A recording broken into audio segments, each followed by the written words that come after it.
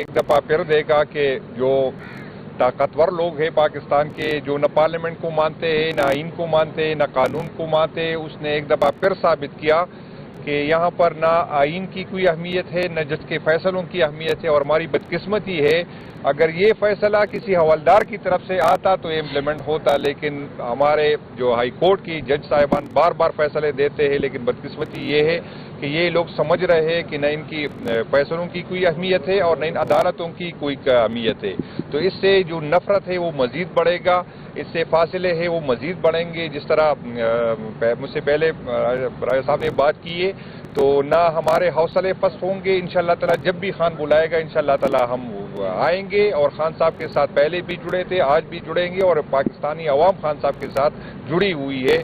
تو یہ جو عمل ہے، یہ جو فیصلے ہیں، یہ جو رویہ ہے، یہ فیڈریشن کے لیے، ریاست کے لیے، یہ اداروں کے لیے انتہائی خطرناک ہے، اور ان لوگوں کو یہ سمجھ نہیں آ رہی ہے کہ آپ کے اس عمل سے جو ہے پاکستان کو نقصان پہنچ رہا ہے.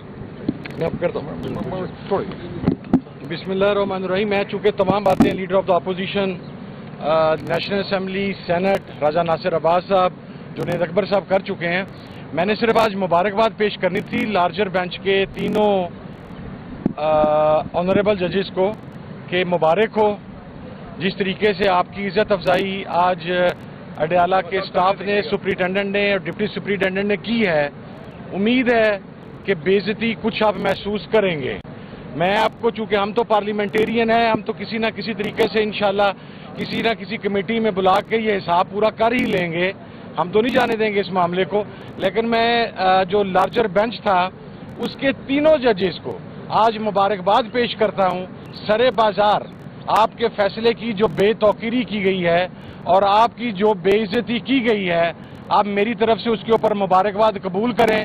مجھے امید ہے ہم کنٹمپٹ فائل کریں گے، اس کے فائل کرنے کے بعد شاید آپ اپنی عزت کروا سکیں، جس کے مجھے بہرحال آثار نظر نہیں آتے کہ ایک ہائی کورٹ کے لارجر بینچ سے ایک ملازم اڈیالہ جیل کا سپرنٹینڈنٹ، یا یہاں پر بیٹھا ہوا کرنل صاحب، یا یہاں پر بیٹھا ہوا ڈپٹی سپرنٹینڈنٹ صاحب، وہ جناب آپ سے زیادہ طاقتور ہے.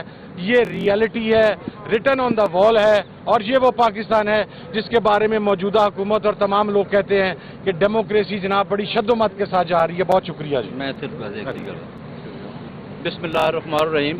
مجھ سے پہلے تمام لیڈران بات کر چکے ہیں.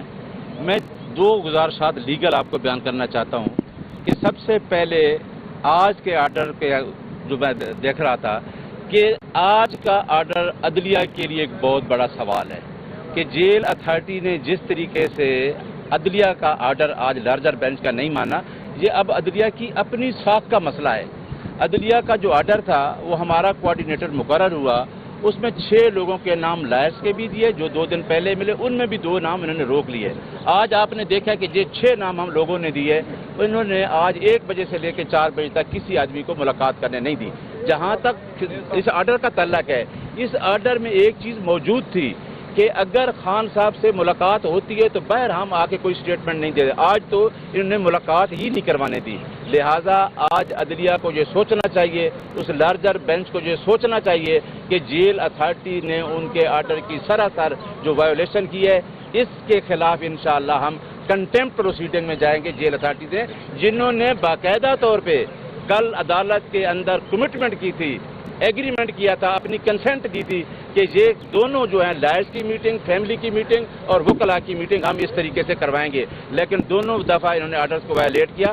ہم آئین اور قانون کی بالادستی پہ یقین رکھنے والے ہیں، اور جو شخص اندر بیٹھا ہے، جو ہمارا لیڈر ہے، وہ آئین کی بالادستی اور قانون کی حکمرانی کی جنگ لڑ رہا ہے، اور وہی وہ شخص ہے جو پاکستان کو جوڑنے کی باتیں کرتا ہے. آج جو پاکستان کے حالات ہیں اس کے لیے عمران خان کا وجود اس اسٹیٹ کے لیے لازم اور ملزوم ہے. بہت شکریہ. آج آپ